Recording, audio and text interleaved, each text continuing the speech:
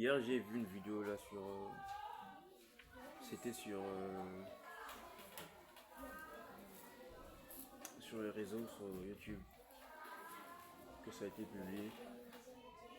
Il y a plusieurs prisonniers dans notre gendarmerie, la gendarmerie de Pointe-Noire, ont pris la fuite. Ils étaient quand même nombreux. La question à se poser, comment est-ce que les prisonniers dans une gendarmerie peuvent-ils prendre la fuite? C'est quand même rigolo. En fait, je crois à à la capacité de nos forces. Mais le problème, c'est quoi? Ça ne veut pas dire qu'on ne peut pas dénoncer leur négligence sur certains points. Ces brigands à l'extérieur n'expliquent pas vraiment la vraie raison pour que on continue à arrêter les jeunes pour dire que voilà, les jeunes qui ont pris la fuite, peut-être qu'ils se sont mêlés avec d'autres pour essayer un peu d'emmagasiner la pagaille ou le désordre dans la ville. Ou encore, ces autorités ont fait ça par exprès pour essayer un peu de libérer certains brigands, sachant que parmi ceux qui ont été libérés, ou parmi ceux qui ont pris la fuite, si je peux le dire comme ça, parce que je me pose encore la question, comment est-ce que dans une gendarmerie les gens peuvent fuir? Les prisonniers, comment peut-ils s'échapper? C'est étonnant, c'est très étonnant. C'est le premier sujet. Vraiment que les autorités vraiment continuent à prendre soin de la nation parce que c'est leur devoir. Raison pourquoi, c'est mon inquiétude, raison pourquoi j'en parle. Le deuxième point, nous traversons un moment crucial en ce qui concerne le manque d'électricité. Je suis au 4e arrondissement. Sinon, là où je suis à 4e arrondissement. Mais le problème, c'est quoi? Voilà. Chez moi, ça fait déjà 3 jours que nous n'avons pas le courant. Nous n'avons pas le courant pendant 3 jours. Pourquoi est-ce que? Parce que, selon les dires, il y a des éléments importants qui ont été,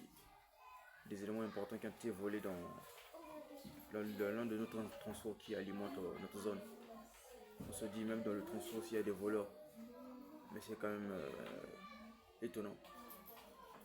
Ça veut dire que ces voleurs s'y connaissent très bien sur l'électricité. Ou bien ce sont des agents de la SNE qui ont pu jouer ce coup.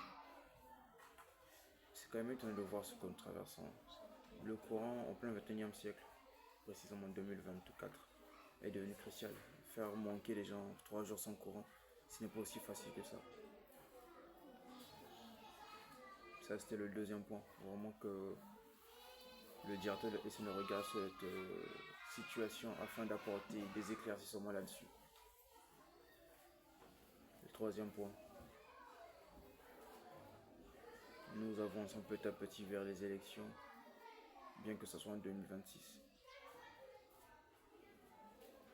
Et nous savons que c'est l'année de la jeunesse, mais jusqu'à présent, nous n'avons encore rien vu de bon, sinon de concret. Mais nous espérons voir quelque chose de formidable.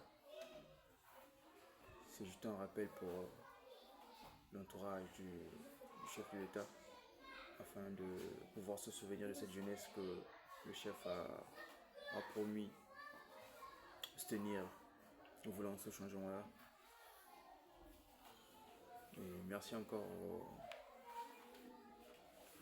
pour ce bon moment que vous avez consacré à écouter ceci. Seulement, il y a quelque chose qui flotte sur les réseaux. Il y a une partie du pays qui a été vendue par les Rwandais. Ça fait mal. On se demande, est-ce vrai? Ou bien c'est comme l'a dit certains honorables du pays, que ce n'est pas pour la première fois, mais c'est une façon de consacrer certaines choses à d'autres pour qu'ils exploitent. Mais si dès que j'entends cultiver le piment et d'autres, est-ce que la population congolaise est-elle incapable de cultiver le piment? Est-ce que ce qu'il faut donner aux Congolais à manger, ce n'est que du piment? Sommes-nous trop doux pour manger du piment et pour qu'on ne soit excité à se révolter, excité, je sais pas, vraiment 980 km², c'est énorme. C'est plus grand que Kigali. C'est quand même étonnant. N'importe qui ne voudrait jamais couper la moitié de sa maison et donner à son voisin pour dire que fais ce que tu veux pendant tant d'années. C'est inacceptable. C'est absurde. Donc, j'exhorte le gouvernement à revoir ce, ce, ce plan. En tout cas, j'aurais souhaité qu'il ait à disposition des travailleurs locaux, des machines, des engins, des engrais, etc. pour qu'ils travaillent pour l'évolution. Pour pouvoir confier un travail, par exemple, de courant à quelqu'un, il faut voir d'abord ses preuves. À Kigali, nous ne voyons rien de bon en ce qui concerne l'agriculture. Étonnant que ce projet soit donné aux Rwandais. J'aurais souhaité que ça soit donné même aux Camerounais, parce que chez eux, nous voyons l'agriculture qui est assez un peu évoluée. Bien qu'ils ne font pas encore grand chose en plein 21e siècle, mais le Congo fait absolument rien. C'est quand même avantageux pour les Camerounais que de voir. Bon, de toute façon, nous sommes tous des Africains, mais reste à savoir 15 ans, 20 ans après, qu'est-ce qui va se passer? Ceux qui vont s'installer vont-ils accepter de quitter, de tout laisser après la fin du contrat? Ou bien, ce sera les armes qui doivent se soulever pour reconquérir, ou soit nous allons perdre. Nous avons assez déjà perdu par rapport à ce qu'avait donné l'ancien chef Mariam Wabi à l'autre côté, qui est nimbé de pétrole et de beaucoup de richesses.